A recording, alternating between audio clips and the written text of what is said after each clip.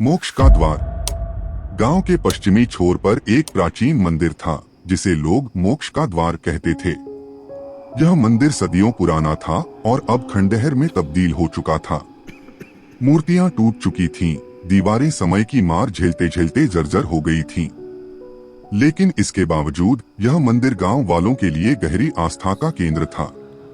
लोगों का मानना था कि इस मंदिर में सच्चे मन से प्रार्थना करने पर आत्मा को मोक्ष प्राप्त होता है। मगर मंदिर के साथ एक गहरी रहस्यमयी कहानी भी जुड़ी थी। गांव में यह बात मशहूर थी कि रात के समय मंदिर में अजीब अजीब सी आवाजें सुनाई देती हैं। कुछ ने वहां सफेद कपड़ों में एक स्त्री को देखा था जो मंदिर के पास भटकती रहती थी।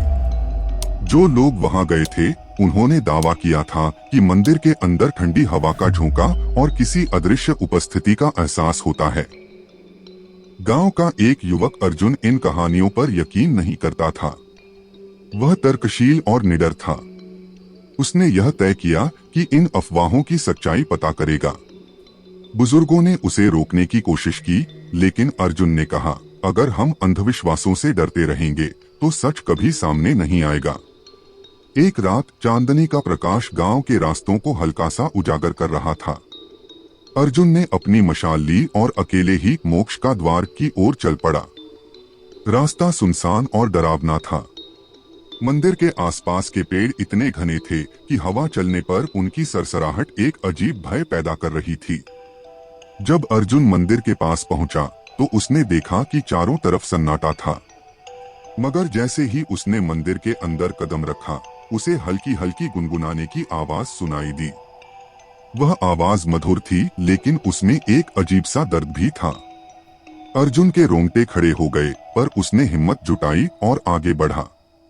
मंदिर के गर्भगृह में, जहां मूर्ति टूटी हुई थी, अर्जुन ने सफेद कपड़ों में एक स्त्री को देखा। वह स्त्री मूर्ति के पास बैठी थी और आंखें बंद करके कुछ बुदबुदा रही थी।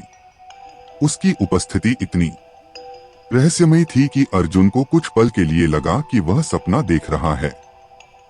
उसने हिम्मत करके पूछा, तुम कौन हो और यहाँ क्या कर रही हो? उस स्त्री ने धीरे से अपनी आंखें खोली। उसकी आंखें गहरी और दुख से भरी हुई थीं। उसने कहा, मैं यहाँ मोक्ष की तलाश में हूँ। वर्षों पहले इस गांव में मेरे साथ अन्याय हुआ था।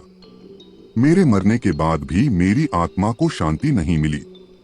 जब तक मुझे न्याय नहीं मिलेगा, मैं इस जगह से मुक्त नहीं हो सकती। अर्जुन ने पूछा, तुम्हारे साथ क्या हुआ था? स्त्री ने अपनी कहानी सुनाई। उसका नाम कमला था। वह इस गांव की रहने वाली थी और स्वभाव से सरल और सच्ची थी।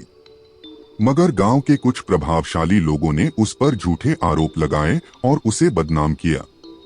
लोगों ने उसे इतना प्रताड़ित किया कि उसने अपनी जान दे दी। उसका मृत शरीर उसी मंदिर के पास मिला था। कमला की आत्मा इस अन्याय के कारण भटक रही थी। वह चाहती थी कि गांव वाले उसके साथ हुए अन्याय को स्वीकार करें और उसकी आत्मा को शांति दें। अर्जुन ने उसकी बात सुनी और वादा किया कि वह उसके लिए न्याय लाएगा। अगले दिन वह गांव में गया और बुजुर्गों से कमला की कहानी पूछी। पहले तो लोग चुप रहे, लेकिन धीरे धीरे उन्होंने सच स्वीकार किया। उन्होंने माना कि कमला के साथ अन्याय हुआ था और उन्होंने उसे झूठे आरोपों में फंसा दिया था। अर्जुन ने पूरे गांव को इकट्ठा किया और उन्हें समझाया कि कमला की आत्मा तब तक मुक्त नहीं हो सकती जब तक वे प्रायश्चित न करें।